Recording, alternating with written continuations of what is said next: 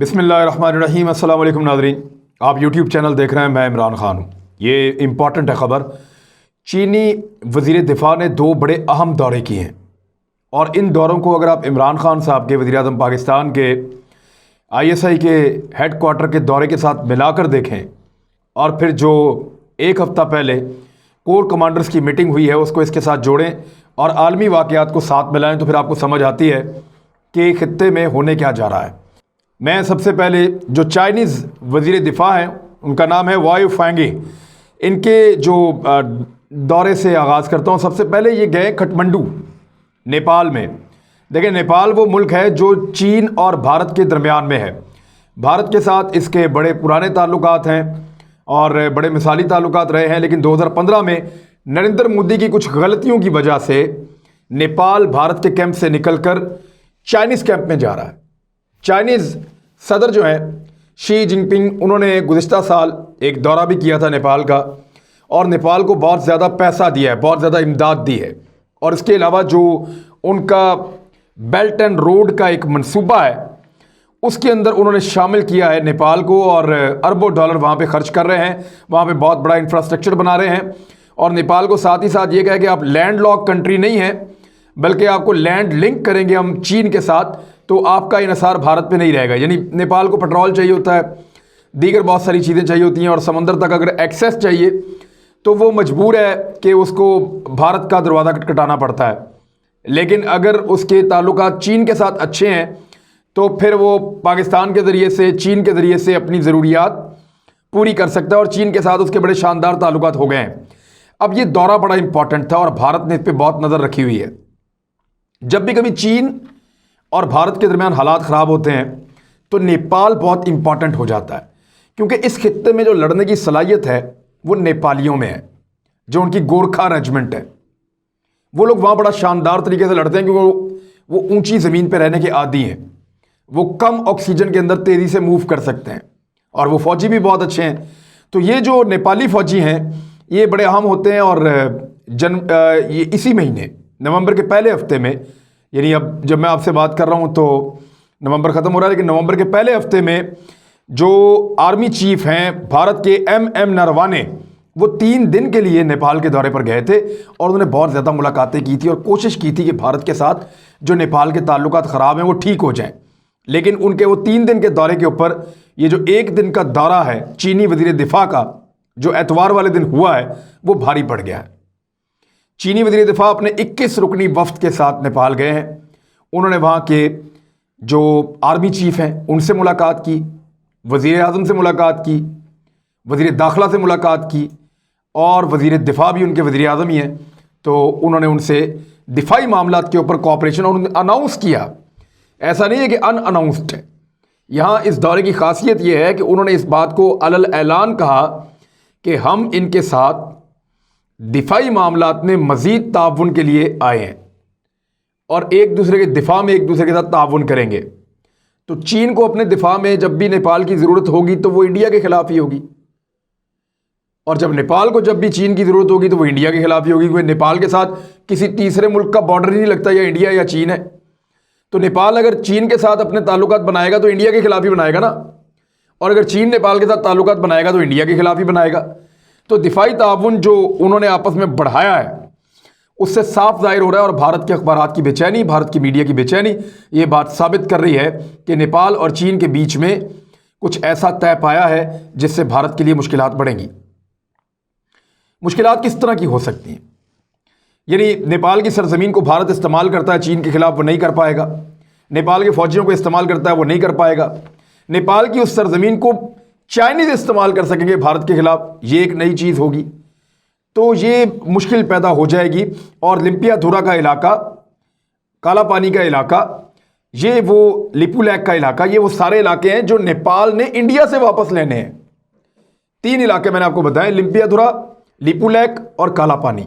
ये इलाके जब नेपाल ने इंडिया से वापस लेने हैं तो यही तो मौका होगा कि चीन अपनी इंडिया के साथ स्कोर सेटल करेगा, नेपाल अपना इलाका ले लेगा, और फिर पाकिस्तान क्या करेगा वो बताता हूं। अभी जो नेपाली दौरे के बाद जो चीनी वज़ीर दिफ़ा है उन्होंने 2 बड़े अहम दिन गुजारे हैं। एतवार को नेपाल में और पीर वाले दिन फिर वो पाकिस्तान आए। और पाकिस्तान का जब उन्होंने दौरा किया तो उन्होंने यहाँ पे अहम तरीन मुलाकात की है पाकिस्तान के आर्मी चीफ से, और यहाँ पे उन्होंने दिफाई मामलात का फिर अनाउंस किया कि पाकिस्तान और चीन के दरमियान जो दिफाई ताल्लुकात हैं या ताउन है उसको मज़ीद बढ़ाया जाएगा। और एक मुआहदे पर उन्होंने दस्तखत किए MOU पे, और वो जो MOU है वो भी दिफाई ताउन को बढ़ाने के लिए मुआहदा है और खित्ते की सिक्योरिटी के लिए दोनों मुल्क अपना किरदार अदा करेंगे। अब ये बहुत इंपॉर्टेंट है कि एक दिन नेपाल जाना, एक दिन पाकिस्तान आना, और चीन ने जो तैयारी की आपको पता है, उन्होंने अपना आखिरी दस्ता तक रवाना कर दिया है उन इलाकों में जहां से उनका लाइन ऑफ एक्चुअल कंट्रोल पे इंडिया के साथ तनाव है। उन इलाकों में जहां पे वो और इंडियन फोर्सेस आमने सामने खड़े हैं वहां उन्होंने आखिरी दस्ते तक रवाना कर दिए हैं। सारी मशीनें भिजवा दी हैं, सारे रोड्स तैयार कर लिए हैं, हर किस्म का इक्विपमेंट वहां पहुंच गया है, हर किस्म के दिफाई निज़ाम वहां पे, एयर डिफेंस सिस्टम तक वहां पे लग गए हैं। तो चीन ने पूरी तैयारी करने के बाद अब नेपाल को तगड़ा किया कि अब हमें आपकी ज़रूरत है। दूसरी तरफ से पाकिस्तान को तगड़ा करने के लिए वो आए, और पाकिस्तान तो पहले ही आपको पता है इंडिया के मामले में तो हम बहुत हसास हैं, हमारी तो सारी तैयारी उनको नज़र में रख के है। हमारा दूसरा तो तीसरा दुश्मन ही कोई नहीं है, मेन दुश्मन हमारा इंडिया है या इसराइल के साथ है, और तो हमारा दुश्मन कोई नहीं है। तो इंडिया के मामले में पाकिस्तान ने जो है वो हमेशा बड़ा ज़बरदस्त रोल प्ले किया है, और चीन ने पाकिस्तान के साथ दिफाई ताउन को इस लम्हे बढ़ाकर इंडिया के लिए एक और चैलेंज खड़ा कर दिया है। भारतीय अखबारात इसको भी बहुत मायूसी के साथ रिपोर्ट कर रहे हैं। अब तमाम भारतीय अखबारात उठा लें, उन सब के अंदर यही खबरें आज चल रही हैं। अब ज़रा आप गौर करें कि 5 दिन पहले पाकिस्तान में कोर कमांडर की मीटिंग हुई, और उस मीटिंग के अंदर भी लाइन ऑफ कंट्रोल के हवाले से बड़े अहम डिसीजंस हुए कि हमने सिविलियंस को किसी भी लड़ाई की सूरत में कैसे महफूज रखना है। पाकिस्तानी फ़ौज ने बहुत बड़े पैमाने पर लाइन ऑफ कंट्रोल पे तैयारी की है, और बड़ी ज़बरदस्त जो है वो प्रैक्टिस की गई है, बड़ी ज़बरदस्त तरबियत हुई है गुज़िश्ता चंद महीनों में, बड़ी ज़बरदस्त एक्सरसाइजेस की गई हैं पाकिस्तान फोर्सेस में। मेरी इंफॉर्मेशन के मुताबिक पाकिस्तान की पूरी फ़ौज को नए सिरे से ज़बरदस्त ट्रेनिंग दी गई है गुज़िश्ता चंद महीनों में, और उनको तैयार किया गया है बहुत मुश्किल हालात के लिए। और वो मुश्किल हालात यही हो सकते हैं कि भारत कोई शरारत करे लाइन ऑफ कंट्रोल पे, और फिर पाकिस्तान उसको मुंह तोड़ जवाब दे, और अगर सेम टाइम में जब पाकिस्तान जवाब दे रहा हो वहाँ से चीन और नेपाल अपना रोल प्ले कर गए, तो फिर भारत के पास इसके अलावा कोई चारा नहीं होगा कि जिन जिन ज़मीनों पे उसने इस खित्ते में कब्ज़ा किया हुआ है, चाहे वो लद्दाख है, तो चाहे वो अरुणाचल प्रदेश है, चाहे वो नेपाल के 3 इलाके हैं, चाहे वो कश्मीर है, भारत को इन सब से हाथ धोना पड़ेगा, क्योंकि इतने सारे फ्रंट भारत एक साथ उनका मुकाबला नहीं कर सकता। अब उसके बाद जो है वो कोर कमांडर्स की मीटिंग के बाद जो नई डेवलपमेंट एक और हुई कि इमरान खान साहब ने इतवार वाले दिन, छुट्टी वाले दिन दौरा किया ISI के हेडक्वार्टर का। अब मैं आपको इसके अंदर कुछ चीज़ें तो वो बता दूंगा जो मुझे पता चली हैं मेरे सोर्स से, और कुछ चीज़ें जो हैं वो दिफाई तज्ज़ियाकार हैं, उन्होंने बताई हैं मुझे, क्योंकि उनकी इन चीज़ों पर नज़र है और वो बहुत सालों से ये काम करते रहे और वो खुद मिलिट्री में रहे हैं, तो वो मुझे बहुत सारी चीज़ें बता सकते हैं। ये जो मुलाकात थी बड़ी इंपॉर्टेंट थी, वज़ीर ख़ारजा इसमें शरीक हुए, असद उमर भी इसमें थे, इमरान खान साहब के 3-4 करीबी साथी उनके साथ थे।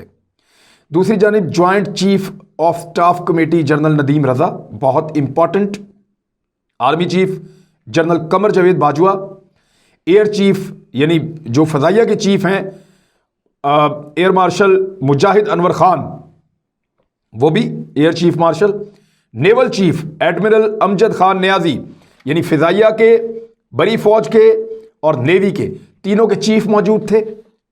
आर्मी चीफ मौजूद थे, खुद बड़ी फ़ौज के वो चीफ हैं। DG ISI फैज़ हमीद वो भी यहाँ पे मौजूद थे। तो ये फ़ौज की क्रीम है जो सारी की सारी बैठी हुई थी, और पाकिस्तान की हुकूमत की पॉलिटिकल क्रीम उनके सामने बैठी हुई थी। तो यहाँ से कुछ तफसीलात बाहर नहीं आई ज़्यादा, लेकिन जो मुझे सोर्सेज से मालूमात पता चली वो ये है कि इमरान खान साहब पे पाकिस्तान के कौमी सलामती के इदारे उस लेवल तक ट्रस्ट कर रहे हैं जिस लेवल तक उन्होंने गुज़िश्ता चंद दहाइयों में किसी भी पॉलिटिकल लीडर पे नहीं किया। यानी इमरान खान साहब से वो इन्फॉर्मेशन भी शेयर कर रहे हैं जो बाकियों से शेयर करते हुए, उनको बताते हुए बहुत सारे खदशात फ़ौज के दिमाग में आते थे। तो एक कॉन्फिडेंस का लेवल बड़ा हाई है। कॉन्फिडेंस का लेवल यहाँ तक है कि ये मैं कह सकता हूँ अपने सोर्स से, मुझे जो इतलात मिलती हैं, जो फील आती है, जो चीज़ें पता चलती हैं, उसके मुताबिक ये है कि इमरान खान साहब पे जो ट्रस्ट लेवल है वो ज़्यादा है, इसलिए बार बार वो दौरे भी कर रहे हैं ISI के। इसलिए उनको जो है वो हर मामले के ऊपर ब्रीफ भी किया जा रहा है। और मुस्तकबिल में किसी किस्म के भी हालात हों पाकिस्तान के लिए, हम किसी जंग में जाएं या अमन की हालत में रहें, ये हर चीज़ जो भी होगी वो इमरान खान साहब की मंजूरी से और इमरान खान साहब की कॉन्सेंट से, उनकी रजामंदी के साथ होगी और ये मिलजुल कर म्यूचुअल अंडरस्टैंडिंग के साथ होगी। ये कम्बिनेशन ठीक चल रहा है, यानी एतमाद का फुकदान फौज और सिविल क़यादत का एक दूसरे के ऊपर नहीं है, जो माजी में यहाँ रहता है। कभी डाउन लीग आ जाती है, कभी कुछ और हो जाता है, मेमो स्कैंडल आ जाता है, यानी पॉलिटिकल लीडरशिप फौज आपस में गुत्थम गुत्था ही रहते हैं। लेकिन इस मरतबा वो एक दूसरे पे एतबार कर रहे हैं, एक दूसरे को राजदार बना रहे हैं, एक दूसरे को चीज़ें बता रहे हैं और मिल के फैसला कर रहे हैं। और जब कौम मिलकर फैसला करती है तो फिर टारगेट अचीव कर लेती है। बाकी आप खुद समझदार हैं। अब कुछ डिफेंस एनालिस्टों के मुताबिक जो चीज़ें वहाँ पे डिस्कस हो सकती हैं मुबैना तौर पे, और कुछ सोर्सेज उनको बता रहे हैं, उन्होंने आगे मेरे तक ये मालूमात पहुँचाई हैं कि एक ईरानी साइंसदान का जो कत्ल हुआ है फ़खरीज़ादे का, मोहसिन फ़खरीज़ादे का, इस पर एक तो चीन ने भी अब कह दिया कि उन्होंने मजम्मत की है इस पर, और दूसरा इस कत्ल पे पाकिस्तान ने बड़ा डीपली इस मामले को लिया गया है और अरबों और इसराइलियों के बढ़ते हुए ताल्लुकात के ऊपर भी गौर किया गया है। लाइन ऑफ कंट्रोल और लाइन ऑफ एक्चुअल कंट्रोल की जो सूरत हाल है उसके ऊपर मुकम्मल ब्रीफिंग हुई है और मुमकिना भारतीय हमले की सूरत में जवाब की नौइयत क्या होगी और किस किस्म का भारत जो है वो अटैक कर सकता है, किस किस्म के खदशात मौजूद हैं और उनको काउंटर करने के लिए कौन कौन सी हिकमत अमली है, इन चीज़ों के ऊपर एक ब्रीफिंग जो है मुख्तसर वो प्राइम मिनिस्टर ऑफ पाकिस्तान को दी गई है और उन्होंने सिक्योरिटी के हवाले से ISI की कारकर्दगी को सराहा है। अब इमरान खान साहब से खुलकर मालूमात शेयर की जा रही हैं, ये मैंने आपको कंफर्म कर दिया और ये बात बिल्कुल ठीक है। अब एक चीज़ और हो रही है सेम टाइम में, पाकिस्तान में अपोजिशन जो है वो अपने जलसे जुलूस कर रही है, इससे हुकूमत तो गिरेगी नहीं, ये तो श्योर शॉट, चाहे धरना भी करेंगे तो नहीं गिरेगी।